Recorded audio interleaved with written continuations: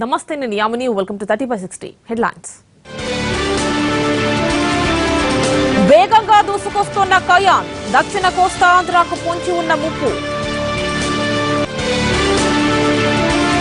సీమాంధ్ర హక్కుల చైతన్య సభకు భారీగా ఏర్పాట్లు, కేంద్రాన్ని నిలదీసేందుకు జనసేన సన్నద్ధం. మావోయిస్టుల హెచ్చరికలతో పోలీసులు అప్రమత్తం, ఏఓబీలోని అన్ని దారులు బంద్, తండాలపై ప్రత్యేక నిఘా. అఖిలేష్ సన్నిహితుడిపై 6 ఏళ్లు వేటు వేసిన శివపాల్ యాదవ్, పవన్ ను మంత్రి పదవిలో కొనసాగిస్తోన్న యూపీ సీఎం. సమాన పనికి సమాన వేతనం ఇవ్వాల్సిందే, కాంట్రాక్టు పర్మనెంట్ తేడా లేదన్న సుప్రీంకోర్టు. విశాఖ క్రీడాభిమానులకు వర్షం టెన్షన్, 5వ వన్డే రద్దయ్యే అవకాశం.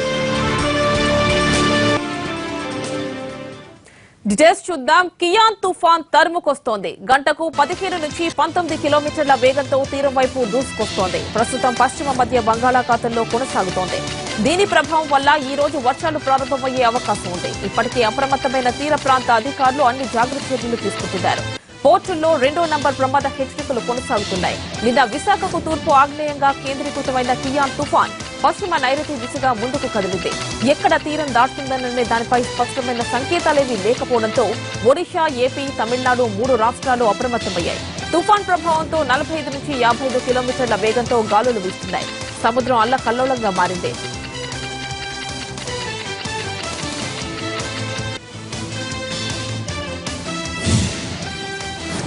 కియాన్ తుఫాన్ వల్ల తీవ్ర నష్టం సంభవిస్తే యుద్ద ప్రాతిపదికన సహాయక చర్యల్లో పాల్గొనేందుకు ఈస్ట్ కోస్ట్ నేవీ ముమ్మర ఏర్పాట్లు చేసింది. సహాయ సామాగ్రితో షిప్లను సిద్దం చేసి ఉంచింది. 5 నుంచి 10,000 మందికి సరిపోయే రిలీఫ్ మెటీరియల్ ను రెడీ చేశారు. బలమైన తుఫాన్ గా తీరాన్ని కియాన్ తాకకపోయినా ఆ ప్రభావం మాత్రం తీవ్ర స్థాయిలో ఉండే సూచనలు కనిపిస్తున్నాయి. అందుకే మత్స్యకారులకు ముందస్తు హెచ్చరికలు జారీ చేశారు. తదుపరి ఆదేశాలు వచ్చే వరకు వేటపై నిషేధం విధించారు. జాతీయ విపత్తు నివారణ సంస్థకు చెందిన ఎన్డీఆర్ఎఫ్ బృందాలు కూడా రంగంలోకి దిగాయి. తుఫాన్ తాకిడి ఎక్కువగా ఉండే ప్రాంతాలకు ముందుగానే చేరుకున్నాయి. రెస్క్యూ బోట్లను రెడీగా ఉంచారు. రాష్ట్ర ప్రభుత్వ అధికారులు, నేవీ, ఎన్డీఆర్ఎఫ్ బృందాలు సమన్వయంతో ముందుకు వెళ్తున్నాయి. ఎన్నికల హామీలు నెరవేర్చాలని తెలంగాణ సర్కార్పై ఒత్తిడి తెస్తున్న బీజేపీ ఇవాళ మరో ఆందోళనకు సిద్దమవుతోంది. డబుల్ బెడ్రూమ్ ఇళ్ల నిర్మాణాలు పూర్తి చేయాలని తెలంగాణ బీజేపీ డిమాండ్ చేస్తోంది. డబుల్ బెడ్రూమ్ ఇళ్ల వ్యవహారాన్ని త్వరగా తేల్చి అర్హులకు అందజేయాలనే డిమాండ్తో ఇవాళ జీహెచ్ఎంసీ కార్యాలయం ముందు బీజేపీ ధర్నా నిర్వహించనుంది.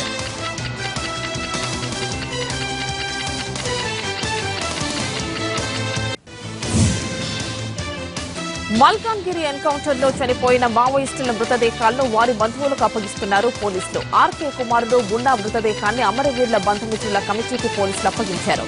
దీంతో మున్నా మృతదేహాన్ని రాజమండ్రికి తరలించారు. అక్కడ ఇవాళ అంత్యక్రియలు నిర్వహించనున్నారు.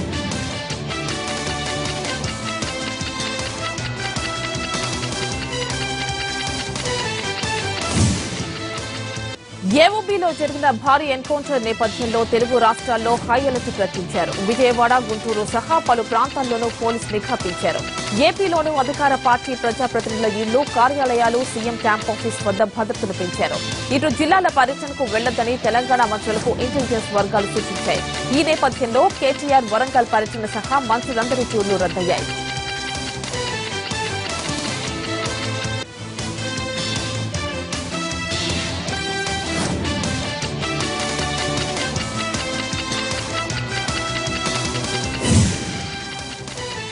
స్విస్ ఛాలెంజ్ విధానంపై పునఃసమీక్షకు వక్ర భాష్యాలు చెప్పొద్దని ఏపీ మంత్రి నారాయణ విపక్షాలకు సూచించారు.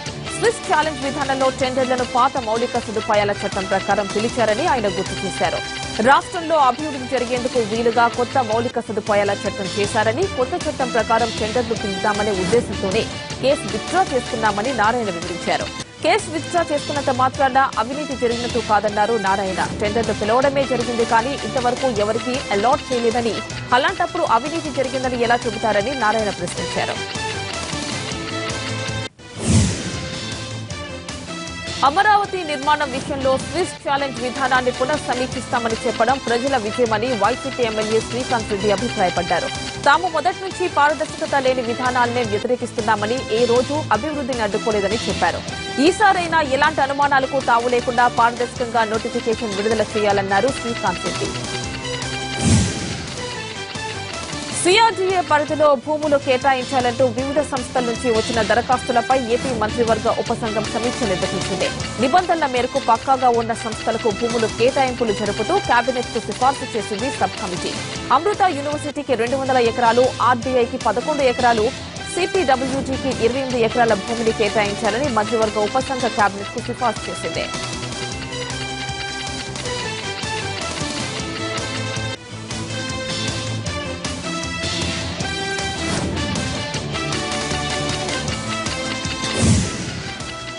ప్రత్యేక హోదా ఉద్యమంలో భాగంగా వైఎస్ఆర్సీపీ రాష్ట్ర వ్యాప్తంగా నిర్వహించనున్న 5 బహిరంగ సభల్లో తొలి సభకు విశాఖ వేదిక కానుంది.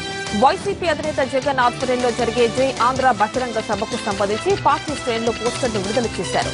ఈ సభకు భారీగా తరలివచ్చి ప్రత్యేక హోదాపై ఉన్న కాంక్షలు కేంద్రానికి తెలియజేసేలా చేయాలని పిలుపునిచ్చారు.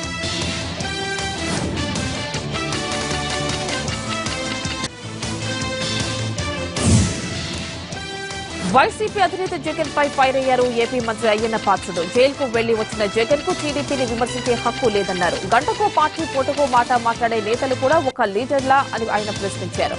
గృహ నిర్మాణ పథకం క్రింద రాష్ట్రంలో 5 లక్షల మందికి ఇళ్లు మంజూరు చేస్తున్నామన్నారు. బడ్జెట్ అంచనాలకు మించి గన్ల శాఖ ద్వారా ఆదాయం వస్తోందన్నారు మంత్రి కేటీఆర్. సచివాలయంలో ఆ శాఖ అధికారులతో సమీక్ష నిర్వహించిన మంత్రి పనితీరు ఆధారంగా ఉద్యోగులకు ప్రోత్సాహకాలు అందిస్తామని చెప్పారు. రియాల్టీపై సింగరేణి అధికారులతో మాట్లాడిన కేటీఆర్ ప్రభుత్వానికి రావాల్సిన 1000 కోట్లను వెంటనే చెల్లించాలని కోరారు.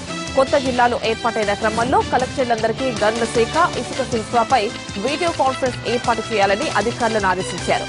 ప్రభుత్వ పనులకు, ఇళ్ల నిర్మాణానికి ఇసుక కొరత లేకుండా చూడాలని చెప్పారు.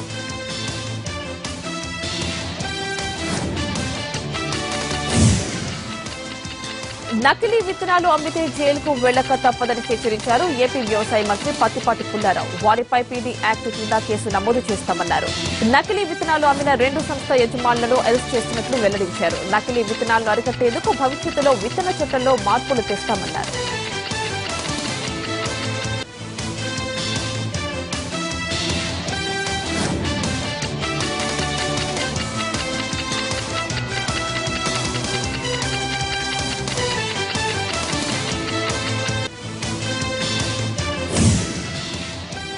పోలవరం ప్రాజెక్టు నిర్మాణం అనుకున్నంత వేగంగా జరగడం లేదని చెప్పారు బీజేపీ నేత, మాజీ కేంద్ర మంత్రి దగ్గుబాటి పురంధరేశ్వరి. ఒంగోలులో జరిగిన జిల్లా స్థాయి కార్యకర్తల సమావేశానికి హాజరైన పురంధరేశ్వరి పోలవరం ప్రాజెక్టు విషయంలో కేంద్ర ప్రభుత్వం చిత్తశుద్దితో వ్యవహరిస్తోందని స్పష్టం చేశారు.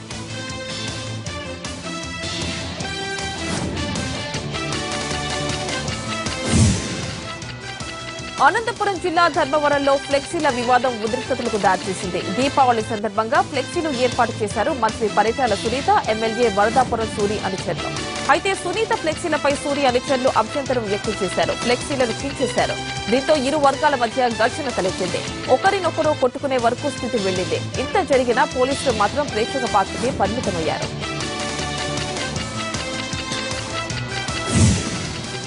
దళితుల అభివృద్ధికి చంద్రబాబు తీవ్రంగా శ్రమిస్తున్నారన్నారు ఏపీ సాంఘిక సంక్షేమ శాఖ మంత్రి రావెల కిషోర్ బాబు. ఒంగోలులో చంద్రన దళిత బాట కార్యక్రమంలో మంత్రి పాల్గొన్నారు.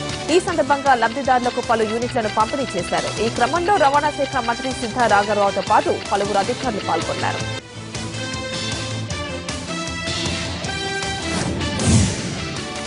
శ్రీకాళహస్తి వాయులింగేశ్వర స్వామి ఆలయ మాస్టర్ ప్లాన్ ఆలయం చుట్టూ విశాలంగా మార్చాలనే ప్రతిపాదనకు AP CM Chandrababu green signal ఇచ్చారు.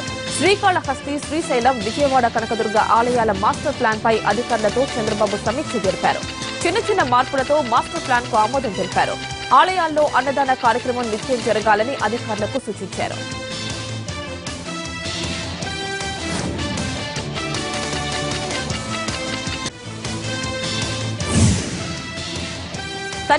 లో షార్ట్ బ్రేక్ తీసుకున్నారు.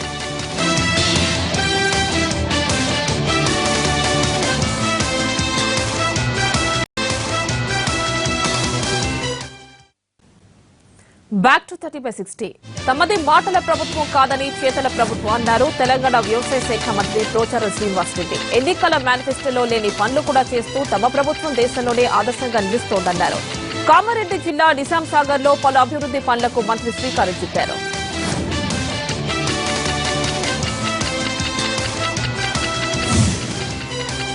ఉస్మానియా యూనివర్సిటీ శతాబ్ది వేడుకలను ఘనంగా నిర్వహించాలని తెలంగాణ డిప్యూటీ సీఎం విద్యాశాఖ మంత్రి కడియం శ్రీహరి సూచించారు. వచ్చే ఏడాది ఏప్రిల్ 26 నుంచి 3 రోజుల పాటు ఉత్సవాలు నిర్వహిస్తామన్నారు. ఉత్సవాల ఏర్పాటుపై సమావేశం నిర్వహించిన కడియం శ్రీహరి ప్రారంభోత్సవానికి రాష్ట్రపతిని ఆహ్వానిస్తున్నామన్నారు. ఏడాది పాటు వేడుకలను నిర్వహిస్తామన్నారు.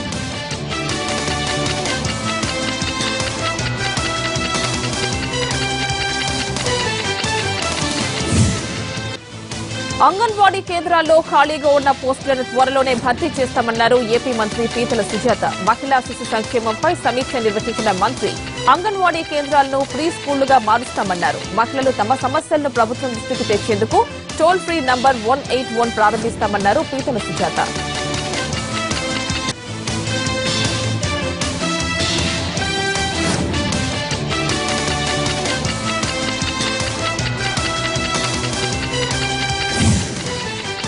సిమెంట్ ధరలను ఇష్టారీతిగా పెంచడంపై ఏపీ మంత్రులు యనమల రామకృష్ణుడు, అచ్చెన్నాయుడు సీరియస్ అయ్యారు. ధరల పెంపుపై కంపెనీ యజమానులు, డీలర్లు, బిల్డర్లతో మంత్రివర్గ ఉపసంఘం భేటీ అయింది.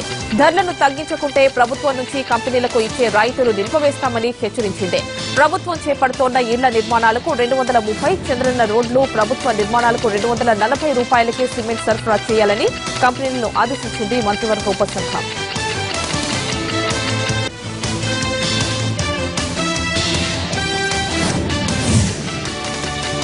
త్వరలో రానున్న ఎమ్మెల్సీ ఎన్నికల కోసం ఏపీ టీడీపీ సన్నాహాలు ప్రారంభించింది. ఇందులో భాగంగా వైసీపీ నేతలపై ఆపరేషన్ ఆకాష్ ప్రయోగిస్తోంది. కడపలో జరిగిన టీడీపీ జిల్లా విస్తృత స్థాయి సమావేశంలో పాల్గొన్న రాజ్యసభ సభ్యులు సీఎం రమేష్ ఎన్నికలకు సిద్దం కావాలని కేడర్కు పిలుపునిచ్చారు. ఎమ్మెల్సీ ఎన్నికలతో పాటు జనచైతన్య యాత్రలు, సభ్యత్వ నమోదు అంశాలపై ఈ సమావేశంలో చర్చించారు.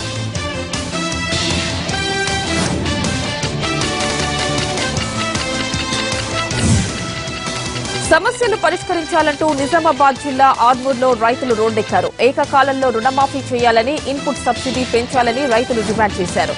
ఆర్మూర్ నేషనల్ హైవేపై బైఠాయించడంతో కొద్దిసేపు ట్రాఫిక్ కు అంతరాయం కలిగింది.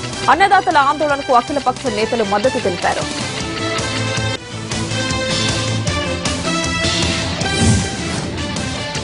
నకిలీ విత్తనాలతో రైతులు ఆందోళన చెందుతున్నారన్నారు TPCC working president Mallu Bhatti Vikramarka. నకిలీ విత్తనాలతో రైతులు నష్టపోతుంటే ప్రభుత్వం స్పందించడం లేదని విమర్శించారు భట్టి విక్రమార్క.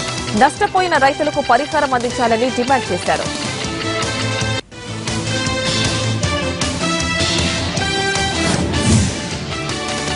మహబూబ్ నగర్ జిల్లా నారాయణపేటను జిల్లాగా ప్రకటించాలంటూ విద్యార్థులు ఆందోళనకు దిగారు. జిల్లా సాధన సమితి ఆధ్వర్యంలో రోడ్డెక్కిన విద్యార్థి సంఘాలు భారీ ర్యాలీ నిర్వహించాయి. అనంతరం తెలంగాణ చౌరస్తాలో రాస్తారోకో నిర్వహించడంతో ట్రాఫిక్ కు అంతరాయం ఏర్పడింది.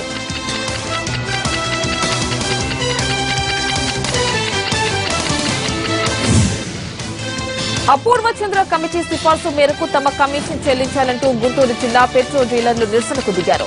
రాత్రి 7 గంటలకు అరగంట పాటు విద్యుత్ సరఫరాతో పాటు పెట్రోల్ అమ్మకాలను నిలిపివేశారు. అపూర్వ చంద్ర కమిటీ నివేదిక మేరకు పెట్రోల్ ఉత్పత్తులపై కమిషన్ పెంచుకుంటే నవంబర్ 3 నుంచి ఆందోళన ఉధృతం చేస్తామని హెచ్చరించారు పెట్రోల్ డీలర్లు.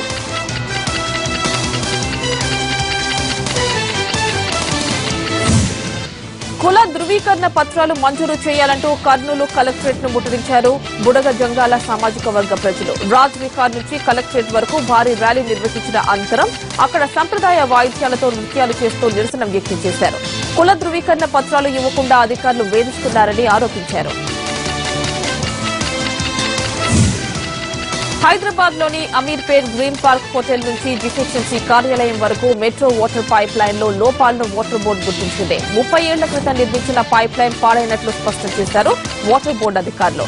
5.1 కిలోమీటర్లున్న ఈ మార్గంలో భారీ వాహనాలను అనుమతించవద్దని ట్రాఫిక్ పోలీసులను కోరింది వాటర్ బోర్డు. భారీ వాహనాలను అనుమతిస్తే ఎన్టీఆర్ మార్గ్ లో పడినట్లు భారీ గుంటలు పడే అవకాశం ఉందని ప్రభుత్వానికి నివేదిక అందజేసింది.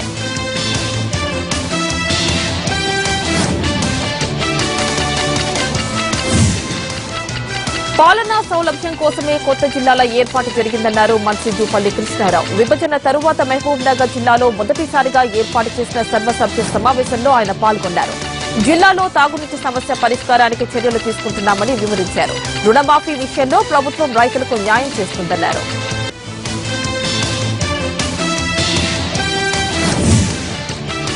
యాదాద్రి జిల్లా నారాయణపురం మండల కేంద్రంలోని ప్రాథమిక ఆరోగ్య కేంద్రంలో కలెక్టర్ అనితా రామచంద్రన్ ఆకస్మిక తనిఖీలు నిర్వహించారు. ఓపీ రిజిస్టర్ను పరిశీలించారు. రోగుల వివరాలు సరిగ్గా లేకపోవడంపై ఆగ్రహం వ్యక్తం చేశారు. డాక్టర్ల పనితీరుపై పేషెంట్లను అడిగి తెలుసుకున్నారు. విధుల్లో నిర్లక్ష్యం వ్యవహరిస్తే సహించేది లేదని హెచ్చరించారు.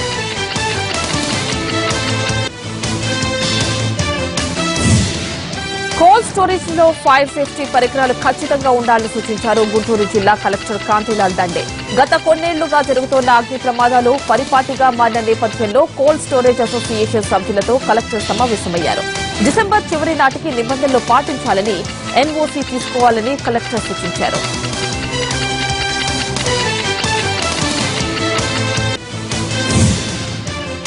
అనంతపురం ఎస్కే యూనివర్సిటీ తీరుపై ఎస్సీ ఎస్టీ కమిషన్ చైర్మన్ కారం శివాజీ ఆగ్రహం వ్యక్తం చేశారు. ఉద్యోగులు విద్యార్థుల భద్రత విషయంలో నిర్లక్ష్యంగా వ్యవహరించారంటూ అధికారులపై మండిపడ్డారు. ఎస్సీ ఎస్టీ విద్యార్థుల డేటా ఎందుకు భద్రపరచలేదని నిలదీశారు. ఎస్కే యూనివర్సిటీలో ఖాళీగా ఉన్న బ్యాక్లాగ్ పోస్టులను వెంటనే భర్తీ చేయాలని సూచించారు.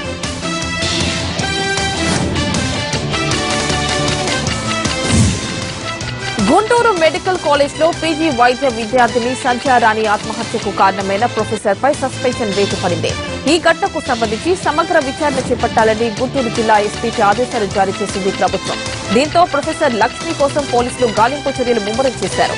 మరోవైపు సంధ్యారాణి ఆత్మహత్యకు కారణమైన ప్రొఫెసర్ లక్ష్మిపై చర్యలు తీసుకోవాలంటూ చేస్తున్న ఆందోళనను విరమించాలని విద్యార్థులకు మంత్రి కామినేని శ్రీనివాస్ సూచించారు.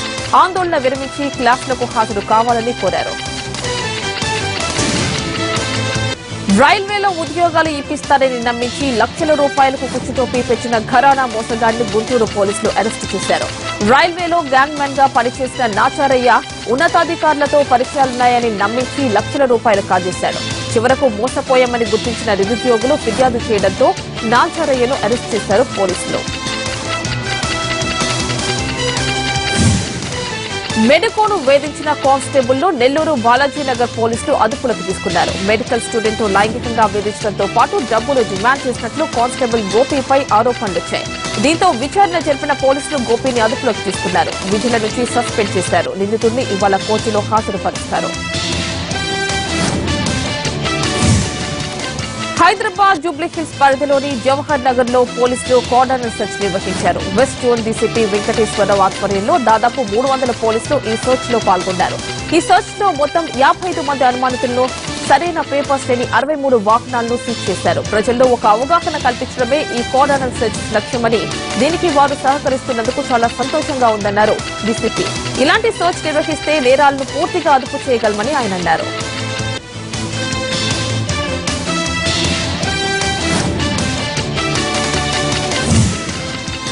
30/60లో మరో చిన్న బ్రేక్ తీసుకుందాం.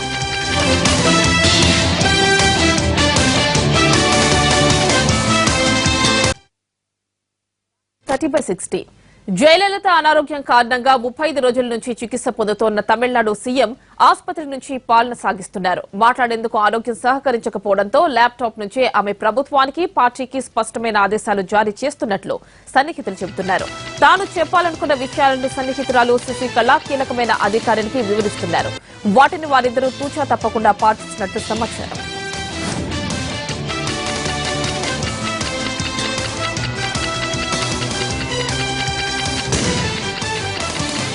ఒడిశా సీఎం నవీన్ పట్నాయక్ పై కోడిగుడ్లు దాడి జరిగింది.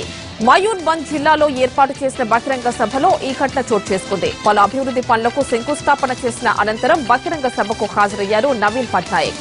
అయితే పట్నాయక్ మాట్లాడబోయే ముందు ఓ యువకుడు కోడిగుడ్లతో దాడి చేశాడు. దీంతో అప్రమత్తమైన బీజేడీ కార్యకర్తలు ఆ యువకుడిని పట్టుకుని చితకబాదారు. యువకుడిని అదుపులోకి తీసుకున్న పోలీసులు విచారిస్తున్నారు.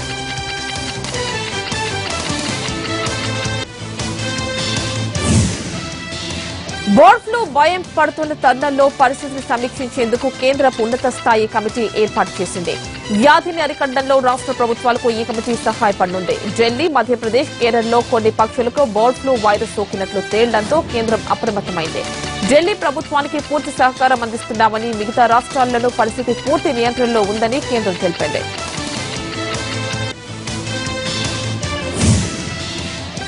మధ్యధరా సముద్రంలో జరిగిన పడవ ప్రమాదంలో సుమారు 25 మంది జలసమాధి అయ్యారు. వలసదారులతో వెళ్తోన్న పడవ ప్రమాదానికి గురైంది. పడవలో మంటలు చెలరేగడంతో ఫ్రెంచ్ రెస్క్యూ టీం 107 మందిని రక్షించింది.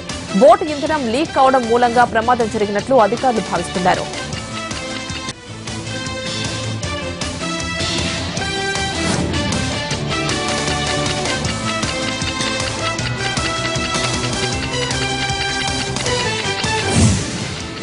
దొంగ నోట్ల చలామణి పట్ల ఆర్బీఐ ఆందోళన వ్యక్తం చేసింది. 500, 1000 లాంటి పెద్ద నోట్లను తీసుకునేటప్పుడు అప్రమత్తంగా ఉండాలని ప్రజలను హెచ్చరించింది.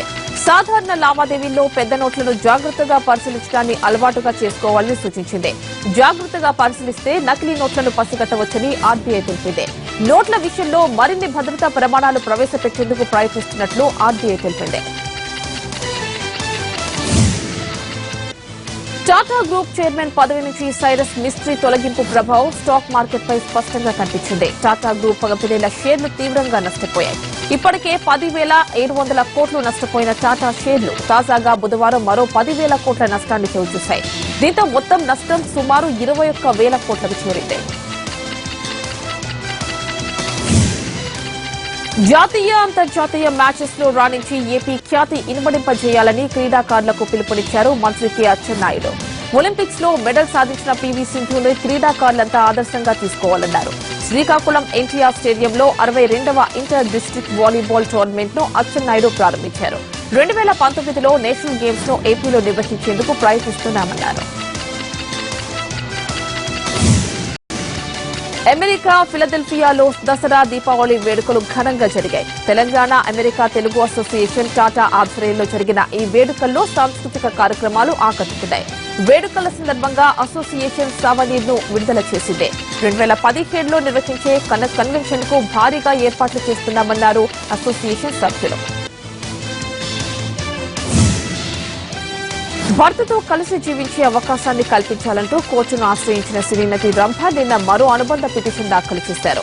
హిందూ వివాహ చట్టం ప్రకారం తనకు భర్త నుంచి నెలకు 2.5 లక్షల రూపాయల జీవన భృతిగా ఇప్పించాలని ఆ పిటిషన్లో ఆమె కోరారు. పిల్లల చదువులు, వైద్య ఖర్చులకు జీవన భృతి కల్పించాలని రంభ కోరారు.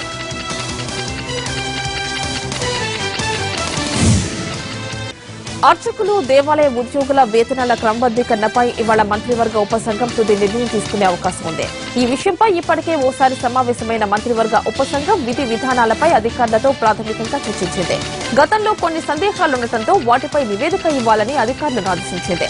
రిపోర్ట్ రెడీ కావడంతో వేతనాల విషయంలో ఉపసంఘం నిర్ణయం తీసుకుని సీఎంకు నివేదిక ఇచ్చే అవకాశం ఉంది.